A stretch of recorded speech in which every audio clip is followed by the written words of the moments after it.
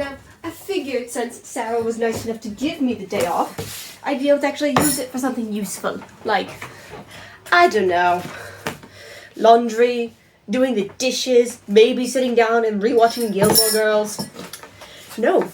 Instead, I'm being bothered by this again. This isn't from the box. I counted what was in the box. There's still 10 more in there. This one just showed up out of nowhere. And guess who it's addressed to? The marked archivist. Why am I still using statements of Edwin?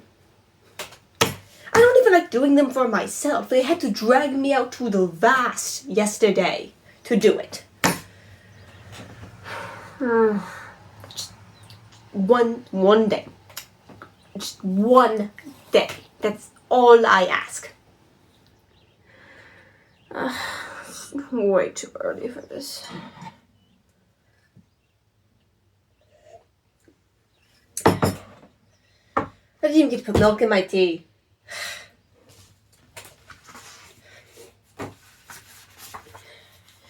Statement of Natalie Price regarding her visit to White Mountain National Park in New Hampshire.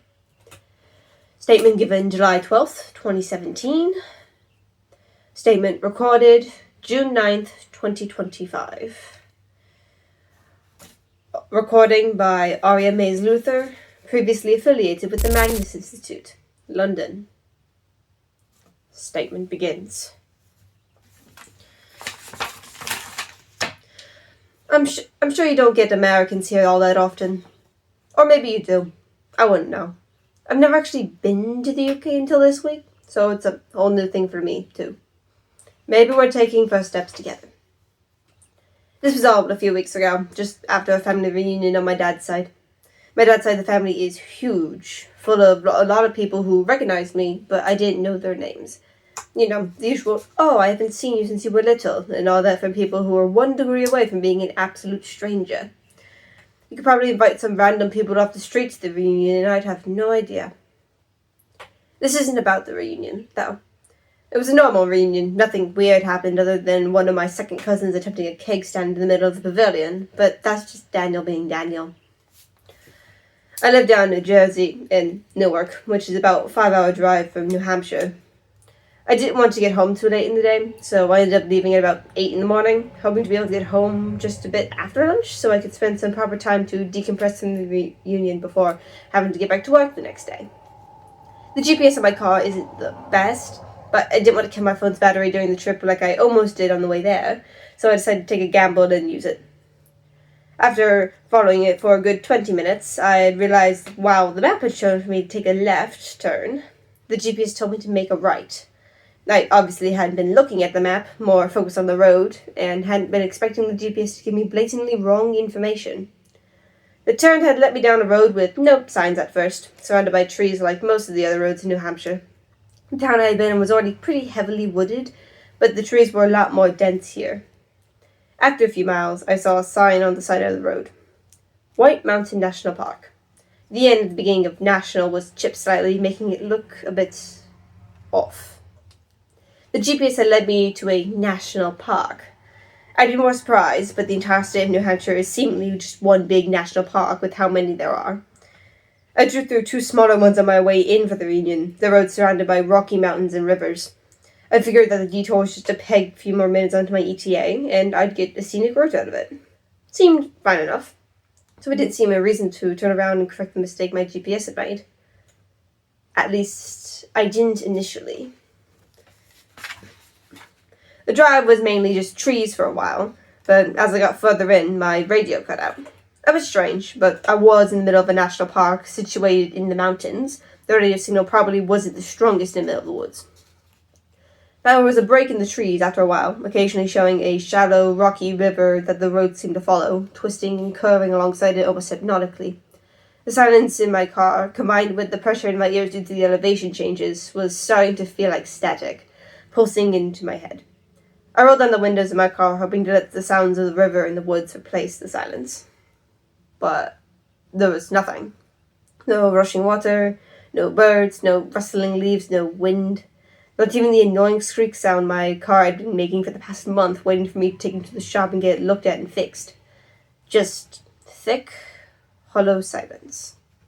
It was unsettling, but I couldn't bring myself to roll the windows back up, so I just continued driving in silence. I passed by the sign again. White Mountain National Park, printed in white letters on a wooden sign, right at the side of the road. Part of the end of the game National was chipped, almost identical to the first sign. Not almost. It was identical. I stopped my car in the lane, putting my hazards on. The road didn't exactly have a shoulder lane for me to park on, but even if it did, I wasn't all that worried about other cars passing. I'd been to the national park for almost 20 minutes and hadn't seen a single person. I stepped out of my car onto the road, rounding around the side and into the grass, stopping at the tree line and looking at the sign closer. The wood of the sign was painted over with brown, seemingly more as a protective layer, but there were small swirls carved into the paint all over the pieces of wood, slithering in and out from between the stark white letters of the sign. From farther back, it just looked like the paint cracking with age, but as close as I was, the curves were almost deliberate, chaotically thought out. Almost like the scribbles of a madman. Looking past the sign, I could see an outcropping through the trees, the edge surrounded by a small metal fence to stop people from falling off the edge. I'd seen a few of them through my drive, but hadn't thought to stop and actually investigate one of them. I walked alongside the road, I think it was about a quarter mile, before reaching the outcropping. There was a bench along the railing and a plaque next to it with a diagram of the mountains, probably with some facts about the area and wildlife within the park. I got close to the plaque. I had nothing better to do, so why not read it, right? But when I got close enough, I realized that there wasn't any words on it. Where the text was supposed to be, around the diagram, were instead those same swirls that I saw on the sign, in black ink. They seemed to be moving on the plaque, swarming under my gaze almost hypnotically. I forced myself to look away after a few moments, refocusing my eyes on the mountains out in front of me. It was all too big. I needed to leave. I hiked back up to my car and made a very much illegal U-turn on the two-lane road, following the winding asphalt back the way I came. The turns felt different this time, like the road had changed while I was gone, which was obviously impossible, but a lot of weird things were happening. The road branched into two different directions when there was only one path on my first way through. There was another copy of the sign, too. White Mountain National Park. I was starting to get sick of the sign. I'm not usually someone who condones speeding, but I was really getting tired of this place, so I gunned it down the road, the surrounding trees passing by in the green blur. I missed one of the turns. My car crashed into the guardrail, making the airbag deploy and hit my face. Thank God I only broke my nose. The crash seemed to have done something. I don't really know what, but as soon as I was able to get out of the car, I saw another car that had been hastily parked on the shoulder, the driver quickly crossing the road to see what happened. The first person I had seen driving into the national park. Paramedics ended up getting called, even though I was fine. They still towed me off to the hospital to make sure I didn't have a concussion or had any other injuries that could see. And I was fine. I came here after that, instead of back to New Jersey. I remembered hearing about it on some Reddit forums some years ago in the middle of the night and ended up finding your address. I don't know what to do from here. I guess reach out if you can help, if you can explain what's going on. I'm not crazy, I promise. I promise. Statement ends. So, some American gets lost in the woods. Big deal. Okay, why send this? I hope you're happy, Edwin. I'm sure you didn't mean for this to happen. But regardless, now I'm going to be asleep for the rest of the day. I won't get anything done. End recording.